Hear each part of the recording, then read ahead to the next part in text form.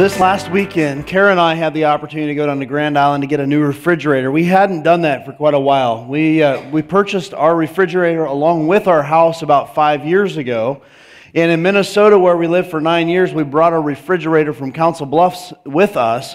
And so it was time. Like, we just needed to get one. So we went down, we found one that fit what our needs were, what our budget was, and we came home with it. Now, I didn't measure the thing out at all because I knew that inside of our kitchen, we had plenty of room to spare to add this new refrigerator.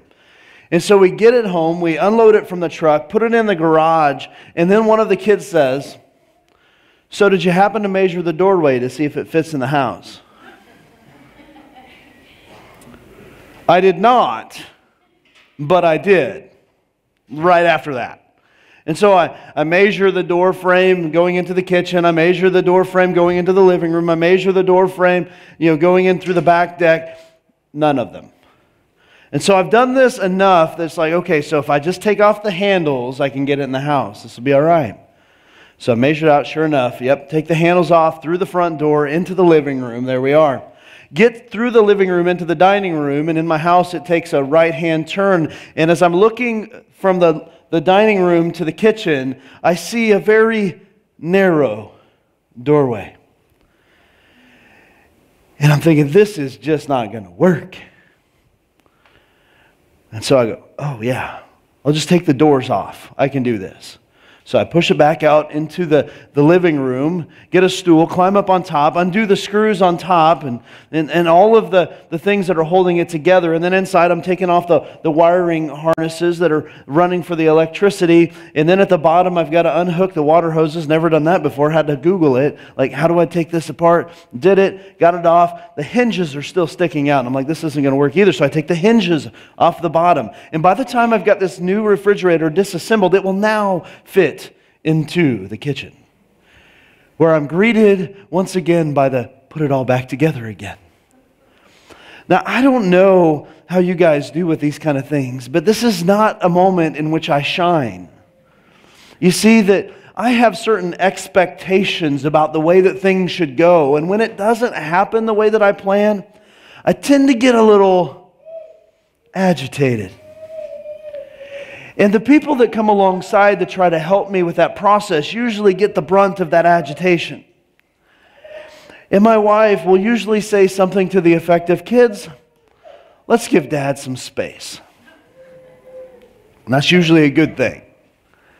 But I'm happy to say that this was something that I wanted to do for my wife, and so it's like, I got to keep my cool. And so I'm just rehearsing this line in my head, as I'm going through it. Got to keep calm, got to keep cool.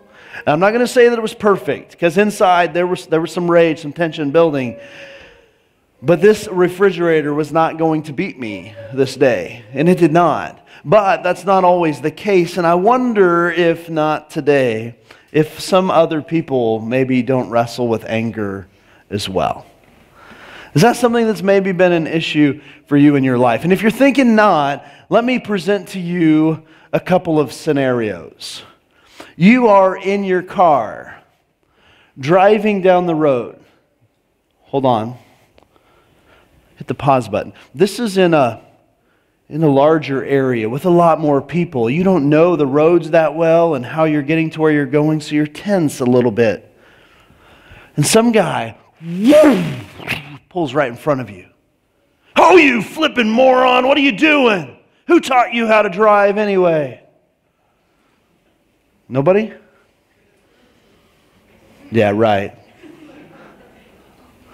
It just seems like it happens too, like in those road construction areas, where the two lanes are going to merge to become one, and you've had like 20 miles to get over, and they wait till the last minute. Yeah.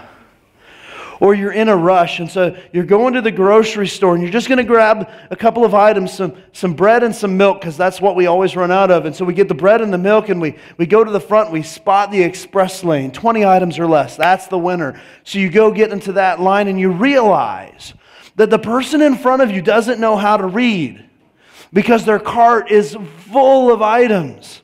And outwardly, you're kind of put it together, even though you're maybe like,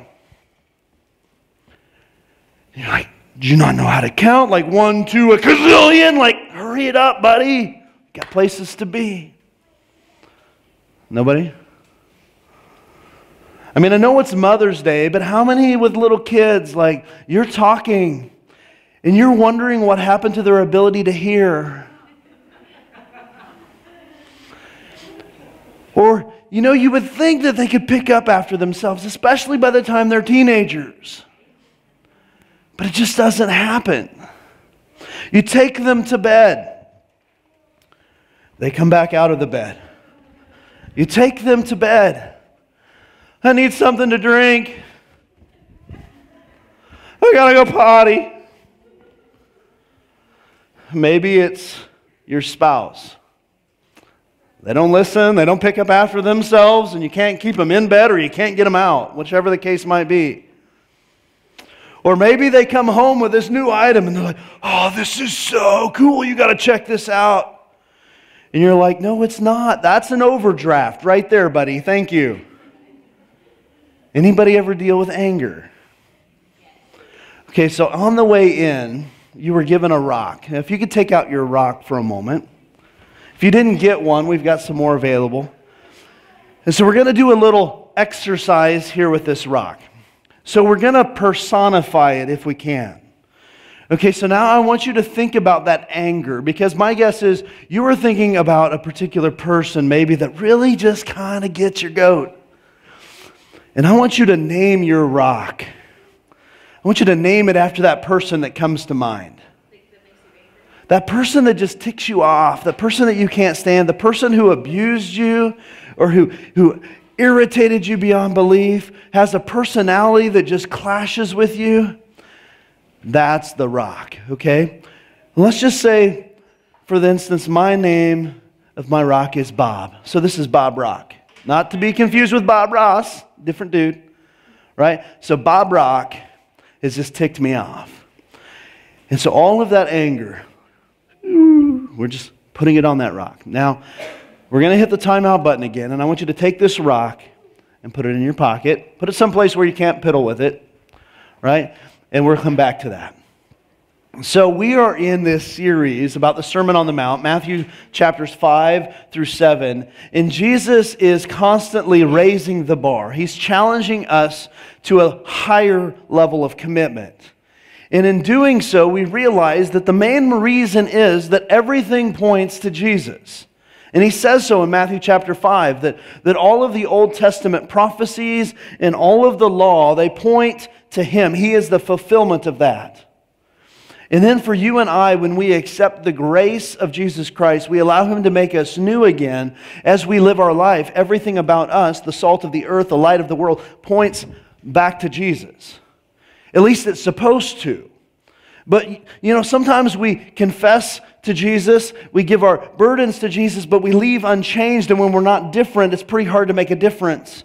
And so Jesus is calling us to that higher level because he wants us to be different, to look different, to act different, to talk different, so that other people see Jesus in us. And so last week we talked about this higher level of commitment, because the people of the time were using any and every excuse to get a divorce. Sounds nothing like America today, right? But they would use any and every reason. And so the whole premise is, if I go back to the Old Testament law, then I know that I can't commit adultery.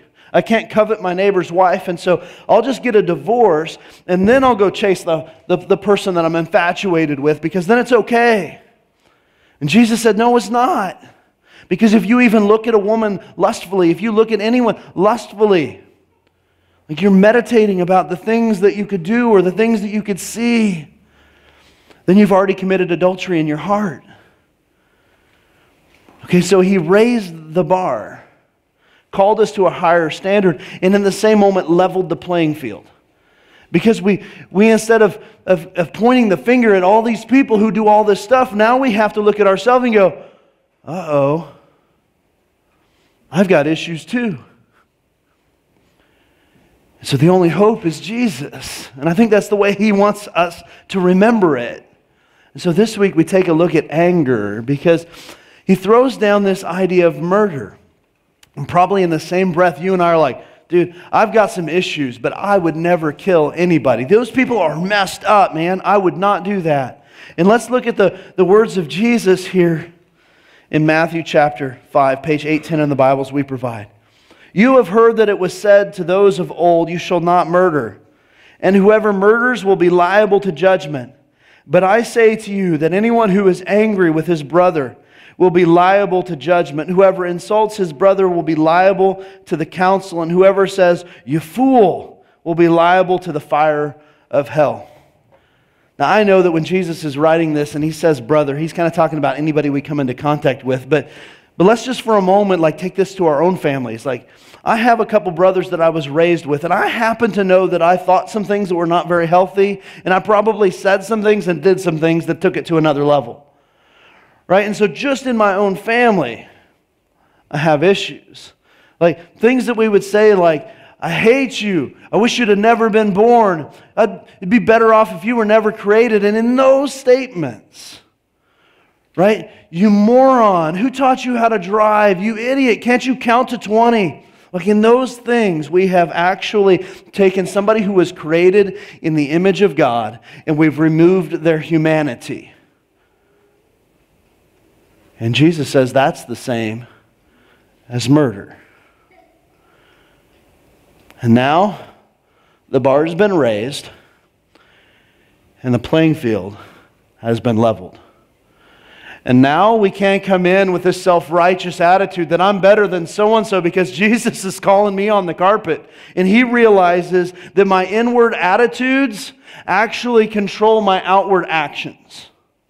And so those thoughts, those feelings, expressed or not, become the sin issue in our life.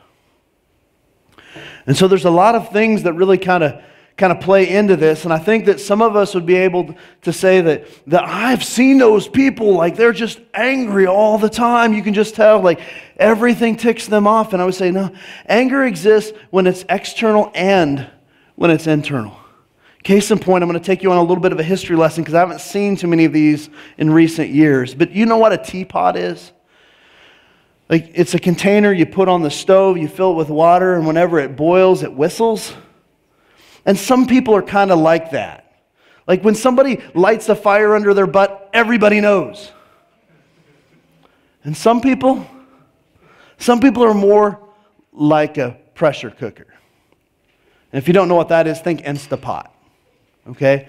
And so you just keep adding stuff. And they don't vent properly. And they just keep building and building. And one thing, and another thing, and another thing, and another thing. And kaboom! What in the world just happened?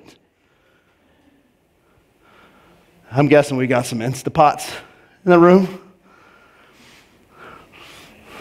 It does, right? And so don't think just because somebody is always angry or somebody is rarely venting their anger that they're not really dealing with anger. Because deep inside of us, there's everyone that's standing in the express lane waiting for the person to get done in front of us. Waiting for the child to finally do what you asked him to do 20 times. And it's about to blow. Some of you might think that you don't get it. That's just me. That's my attitude. That's the way God made me. I can't control my anger. And I'd say baloney. Right? How many times have we each seen somebody do this? They're like, hello? I'm talking to you. Right? We can control our anger if we want to. But there's other issues at stake too. Whenever we say things like, it's not my fault. If somebody else would have just measured that refrigerator, if somebody would have made that door opening a little bit bigger, if somebody would have just taken driver's ed, or if somebody would have been able to count to 20, if my kids would just listen to me, if my husband or my wife would just do what I asked them to do. And I would say, that's a bunch of bull. You see, there's not one person in this room that can control the actions of somebody else. And I don't even think you can control yourself that well. But the one thing that you and I can do, if we can't control the person, and we can't control the situation, is we can control our attitudes. But the attitudes begin with what Jesus is talking about. Matthew chapter 5, the Beatitudes. Blessed be the merciful, for they shall receive mercy. Right, so we start with the attitudes and we realize that that leads to the actions, the anger and the murder, and all of these things just kind of build on each other. So how serious does Jesus take this? Let's read the next few verses. So, if you are offering your gift at the altar and there remember that your brother has something against you, leave your gift there before the altar and go. First be reconciled to your brother and then come and offer your gift. In this context, a lot of these people walked for miles. They traveled for days to get to Jerusalem, to get to where the temple was at so they could offer their gifts on the altar of sacrifice. And so to go first and reconcile meant that they might lose a week of time. They might have to do a 3-day trek to get home, deal with this issue, and come all the way back before they could leave their gift at the altar. And this was Jesus saying that I get that this might inconvenience you. This might cost you a little bit, but I want you to know that that's how important this is to me. That you come in and you worship me, your hand is raised, you sing this song with tears in your eyes, and you're there listening attentively, jotting all these notes as the pastor is speaking, and you're thinking, oh, how great God is. Parents, do you like it when your kids aren't getting along? Gosh, no. And you see, they can bring you flowers. They can bring you chocolates. They can make you breakfast in bed. And they can let you sleep in a few extra minutes. But I would almost guarantee there are women in this room that the best Mother's Day gift you could give them is to go and reconcile your stuff and fix those relationships, because all of these other things are kind of meaningless without that thing at the core being addressed. And I wonder if God isn't that way with us. He looks down at all of these people that He's created in His image, and He says, love God and love others. And we don't love others, and so we can't possibly love God. And God is like, if you want to worship me, just go fix it, please. And if you can deal with that anger and that outrage, then come back and give me your whole heart. And not just an external attitude or action, but mean it. There are a lot of consequences to having chronic anger in our life. It's pretty hard to have a good marriage if the other person doesn't trust you or trust that you're going to not explode when something goes wrong. It's pretty hard for them to bring you their most tender things if they think you're just going to wreck it. It's pretty hard for the kids when they're going through stuff to come and talk to you if they think that you are just going to throw them under the bus, if you're just going to ridicule them for the mistakes that they've made.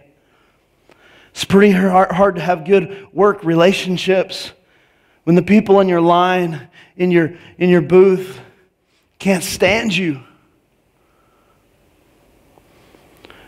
It can lead to heart attacks, to strokes. It can lead to digestive issues, problems sleeping. Right? There's so many things that can happen when you and I don't address our anger. But I think that probably what you need to deal with the most is that anger, when chronic, when anger, when not dealt with, could actually kill your marriage, could kill your family, could kill your career. It could even kill you.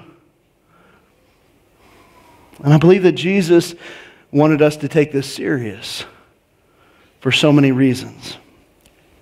James, the half-brother of Jesus, in his letter, it's going to be on the screen here, James chapter 4, verse 1. He asks a really good question. What causes quarrels and what causes fights among you? So when you're ticked, when you're just agitated, maybe we should each just pause and ask this question, why am I so frustrated? He says, is it not that your passions are at war within you? You desire and do not have, so you murder. You covet and you cannot obtain, so you fight and quarrel. Take you back to Genesis, the first book in the Bible. God created man and woman, Adam and Eve. They had a couple of kids, Cain and Abel. And they're offering their sacrifices before God. And so Abel, he offers with a pure heart before God, and Cain does not. He kind of holds back, and God is not satisfied with his offering. And so Cain, because he's dealing with this inward battle inside of himself, that his brother is getting the blessing and he is not, even though it was his own actions that caused this to happen, his rage spilt over into hatred towards his brother, and he took a rock and he killed him. And you see, that's the danger that we can get into whenever we allow these things to fester inside of us. And it can be just an attitude. It doesn't have to be an action. Ephesians chapter 4, the Apostle Paul is writing to the church there in Ephesus. And what he's challenging them with is a different idea. The idea is this, that you can actually be angry and not sin. Verse 26, be angry and do not sin. Do not let the sun go down on your anger, and give no opportunity to the devil.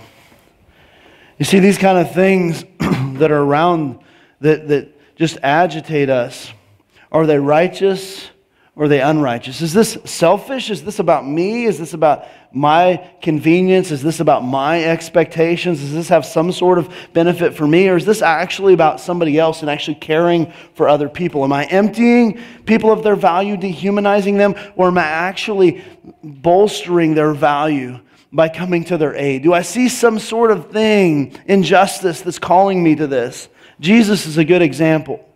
As he walks into the temple, it's recorded into multiple gospels, the temple was divided into different areas. And so the outer temple court, people would come in and they would mix and mingle. And I told you before, people would walk, they would run, they would hike, they would whatever, to get into the temple to offer their sacrifices. And a lot of times, they wouldn't bring their sacrifice with them. They would go inside the temple courts and they would visit the local Christian bookstore and they would pick up an animal for a few dollars so that they could go in and sacrifice this animal that they had no connection to at all. And Jesus was outraged, like, this isn't what this was about at all. And you've emptied of its value, and so I want you to know the importance. And so he drives out the money changers and he flips the tables and he lets everybody know in his righteous anger that this isn't right. This isn't the way it's supposed to be. I've done a little bit of research lately into the Pine Ridge Indian Reservation, and I've seen the poverty that exists there, the kind of homes that people are living in, the kind of gangs and the violence and the addiction and so much desperation. It's like these people need hope, and it breaks my heart. It even stirs within me some anger because I'm like, can't anybody do something about this? Like, we're not talking about Africa or Asia. This is in America. We're dealing with this kind of poverty, this kind of disparity. When I hear on the news that another child has been abducted, that they're probably being sold into the sex trade, gosh, that infuriates me. And the outrage that's inside of me because some child is being robbed of their innocence for somebody else's pleasure.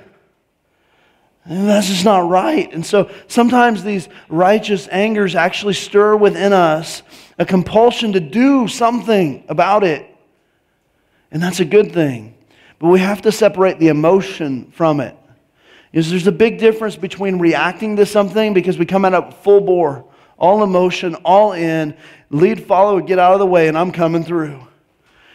And then there's the react side of things, that I've processed this, that I'm not going to rip you of your value. I'm not going to deprive you of the person that God has made you to be, but I'm going to bring the issue to your attention with love and gentleness. It may still not go right, but I can bring the exact same message in two different ways. And one is going to be full of passion and emotion. It's going to be raw, and it's probably going to rip people apart. And the other one is going to be able to restore them in gentleness. We got to be careful too, because oftentimes we're the ones that are impacted the most. So here's a few things that I've learned over time that help with anger. I'm not coming at you from Scripture, just some things that I've learned over time that help. So if this is an issue that you deal with, maybe you might want to think about some of these things. Number one, write it down. Grab a pen and paper, just write this letter to this person. You know that name that you ascribe to that rock. Dear rock, write it out. Full emotion, full bore, everything's on the table. And then I want you to take that paper and set it on a shelf. A couple hours, couple days, couple weeks, maybe even longer. And then pull that back off the shelf and read through it. You're probably going to realize, wow, I'm an idiot. That was not good at all. These things are not like, whoa. And so then you begin to edit the content. And a couple of things could happen. Number one is, now you go and you have a conversation with that person, which I would recommend that you do. It's kind of a Matthew 18. If your brother causes a sin against you, go talk to them. Right? But maybe you send them this edited version of the letter instead of the fully inflamed, passionate one that you started with. Or maybe even you hit the delete button, crumple the thing up and toss it away. Because you realize this thing isn't near as big as you thought it was. But in that moment, it was huge. But you've learned to deal. We oftentimes, if our kids are dealing with an issue, we give them a timeout. As adults, sometimes we need a timeout. We need to realize that we are not any good in that frame of mind, in that situation, and we simply need to remove ourselves because everything coming through us is toxic to the people that we care about the most. And so we need to go get our heads screwed on the right way. We need to come back with this right heart, this right attitude that we can respond instead of react, that we think ahead, right, about the possible consequences that could happen if we just come at this without thinking through it first. And then if we do, we can respond better, right? We think right thoughts. We begin to program our mind with right thoughts, right attitudes, right behaviors, because when we can change our behaviors, we change our actions. And so we begin to take those beatitudes serious. We begin to take those things that we're putting into our bodies serious because we realize that certain things can actually fire us up instead of cooling us off. And there's another thing I want you to do. And this one's a hard one. But this one does come from Scripture. James talks about it. It says, be quick to listen, slow to speak, and slow to become angry. So I want you to listen. 2 reasons why. The first reason why is they may actually have a valid point. And if you're too busy being ticked off, you're not going to hear it. And the second reason is this. You may actually be wrong. I don't like to hear that. I kind of like to be right. I kind of like to ride my own little high horse a little bit. But there are some practical steps. Now this message is carried throughout the text here, Matthew 5, verse 7. Blessed are the merciful, for they shall receive mercy. It's carried over into chapter 6, the Lord's Prayer. Father, forgive us our debts as we forgive those who have debts against us. It's conditional. He goes on to say in verse 14 of chapter 6, for if you forgive others their trespasses, your heavenly Father will also forgive you. But if you do not forgive others their trespasses, neither will your Father forgive your trespasses. Soak that in for a moment. So God freely gives to us mercy. He doesn't hold us accountable for all the dumb, wrong, insignificant, or inappropriate things that we've done. But if you and I don't pass that mercy on to other people, God, who is gracious in His gift, will take His gift back. That's a crazy thought. It's held true in the parable of the unmerciful servant who was blessed with great generosity and forgiveness, but didn't extend it to his fellow worker, and his gift was taken away. So you and I need to take this serious. I'm going to guide you ahead, chapter 5, verse 38. 3 instances that Jesus specifically refers to in verse 38 about our anger, about our attitudes. And he says first, you have heard that it was said, an eye for an eye and a tooth for a tooth, but I tell you, do not resist the one who is evil. But if anyone slaps you on the right cheek, turn to him the other also. An eye for an eye is this idea that you didn't punish somebody more than what they deserved. Like, you don't have to one-up them. If they took your bike, you don't need to go take their bike and their scooter, right? Because that's just going to continue to grow. And it's only going to inflame the situation. But instead, you take that insult, and a slap on the cheek at that day and age was a huge insult. You take the insult in stride and you turn so they can insult you again. And that seems completely countercultural, and that's the kind of Jesus that we follow. Because when you do that, it disarms the situation.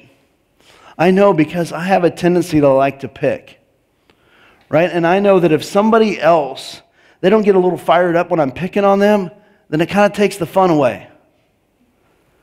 And then I go find somebody else. Right? And that happens in life. Somebody insults us and we turn to them the other cheek and we're like, "That all you got? I mean, come on. Bring it." We diffuse the situation. The next situation. "And if anyone would sue you and take your tunic, then let them have your cloak as well. If they beat you up and take your t-shirt, give them your coat too." Right? Take this common thing that they're taking and give them something that's a little less common. And in extreme generosity, diffuse the situation. And in that, believe it or not, you actually retain control. But when you don't, you lose control. And you allow them to win in the situation. But in order to make a difference, you and I have to be different. Everybody else wants to retaliate. Everybody else wants to call it to a fight. Everybody else wants to bring the slander and the backstabbing and the gossip, or they just want to fight. And this isn't a call to passivity at all. Jesus was not a pacifist.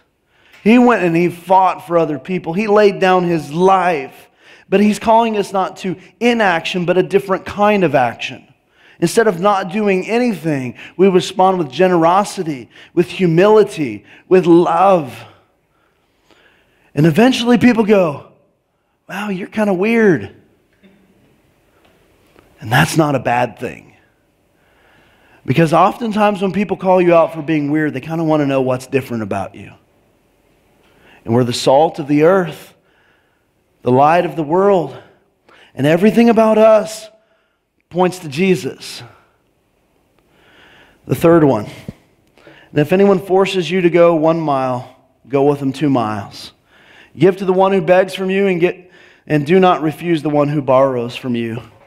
This was something that was written into the law, that a Roman soldier who was oppressing the Jewish people could actually force them to carry their armor for 1 mile. And so Jesus is like, you know what? Instead of feeling all sorry for yourself, like they picked on me again, poor me, like let's set this into our culture. Poor me. I'm the wrong gender. I'm the wrong race. I don't make the same amount of money. I don't have the same kind of job. Poor me. Instead of feeling all oppressed and getting all angry about it, like everybody else would do, we walk that road with them. And we think, what would it look like if I'm actually being Jesus to them? I guarantee you it doesn't look like us sulking or us getting furious with them or us annihilating them with our words or our actions. But we walk that road with them and they begin to go, "Wow, you're weird." And then we get to the end of that 1 mile and they're like, "Okay, I guess you're off the hook, buddy. Let me grab another sucker." And you're like, "No, dude, I got it. Let's go another." You begin to raise some eyebrows. And Jesus goes on from there. "You have heard that it was said, 'You shall love your neighbor and hate your enemy.' But I say to you, love your enemies and pray for those who persecute you, so that you may be sons of your Father who is in heaven." So let me get this right. Everybody else, they love the people who love them. But if you want to be different, you love the people who don't love you. So when somebody has abused you, neglected you, treated you poorly, insulted you, slandered you, emptied you, tried to dehumanize you, you find your value in Jesus and in the God who created you. And in that, you can love them And the only way, guys, that you're going to be able to do that is if the Holy Spirit of God is living inside of you. Because this does not happen by human power. This happens only by the power of the Holy Spirit. That you can love on people who don't deserve it or have hurt you tremendously. This is not a license to stay in a situation and continue to get abused. That's not what Jesus is saying. And I don't want you to think that I'm saying that either. But you can remove that power that they have, and you can be different, and you can shine a light into their world. I want you to think about it this way. For those of us who believe that Jesus is the Son of God, and we've accepted Him as the Lord of our life, and we want to follow after Him, I want you to think about this for a moment. Gosh, it's really hard to walk that extra mile. It's really hard to have that good attitude. And Jesus stepped down out of heaven in all of His perfection and in all of His glory, and He came all the way here to this earth to walk this road for you and I. And in the process, He carried all of our burdens all the way to the cross at Calvary. This is the Jesus we serve. This is the same Jesus that when He was hanging there on the cross could have been infuriated with all of the people who were crucifying Him unjustly. But His words instead were, "Father, forgive them, for they know not what they do." That same mercy that He extends to you and to me is the kind of mercy that He expects us to live to other people. And so when Jesus raises the bar, He's not calling us to an unlofty expectation. He's calling us to holiness and to live a life of love and to actually look like Jesus. And so today in your pocket you have a rock. And this rock has a name. It's probably not Bob. This rock might be a sibling. This rock might be a parent. This rock might be a coworker. This rock might be an ex. This rock could be a lot of different people. Somebody who abused you, who neglected you. And all of your anger and all of your hatred has trapped this person and has removed their humanity. And you are taking the very person that God has created in their image and you are emptying them to nothing, guys, and that is murder. And so I want you to take this call serious, and don't do it if you don't mean it. Because I know that the only way you can do this is through the power of Jesus, and it may take a whole lot of prayer, because He says, pray for those who persecute you. Right? Allow Jesus to change your heart. And you take serious the words of Jesus. That if you want to come and follow me, if you want to worship me, first go and reconcile. Remove the anger, remove the hatred. And then come to me. So as we're taking this communion, Pastor Josh is going to come up and he's going to lead us in a song. And during this song, if you're serious about this call to forgive this person as God forgave you, then I want you to bring your rock. I want you to lay it on the altar before the feet of Jesus. And when you do this, this is your promise to go and reconcile. As far as it depends on you, you try to fix this situation. And if you can't approach this person because there could be too much harm, find a way to remove the emotion and the animosity in this situation. If you need help with that, we want to help you with that. But this is the Jesus, right, that we follow.